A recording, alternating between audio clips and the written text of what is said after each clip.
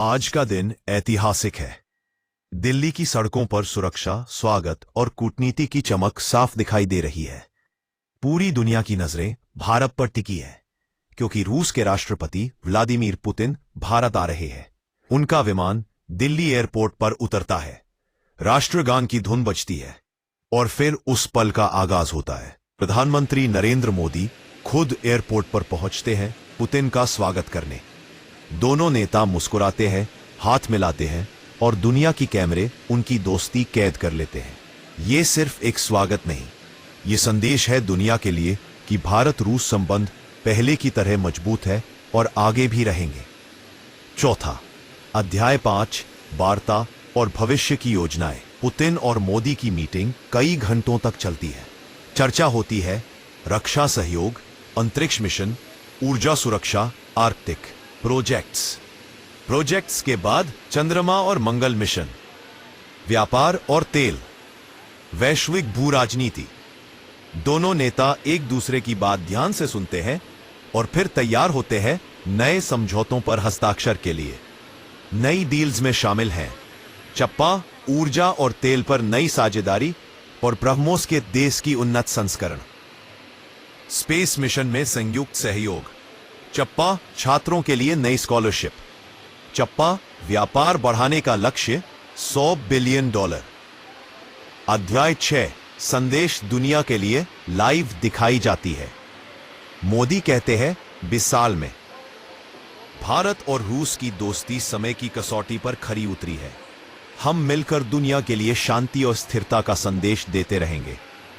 Putin कहते हैं भारत केवल हमारा रणनीतिक साझेदार नहीं, बल्कि हमारा भरोसेमंद मित्र है। हम भारत के विकास में हमेशा साथ रहेंगे। दुनिया के बड़े देश इस संदेश को गौर से सुनते हैं।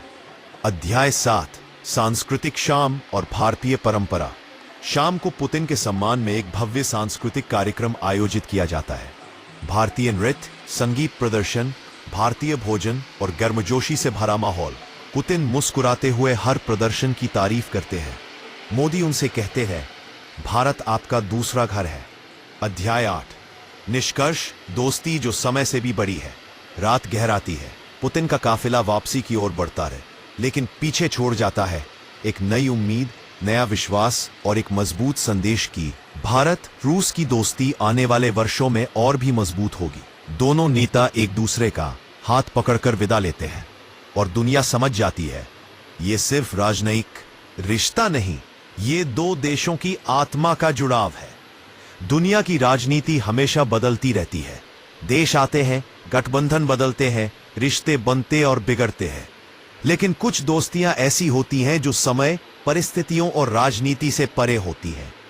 और ऐसी ही एक दोस्ती है भारत और रूस की दोस्ती, जिसे दुनिया टाइम टेस्टेड फ्रेंडशिप कहती है।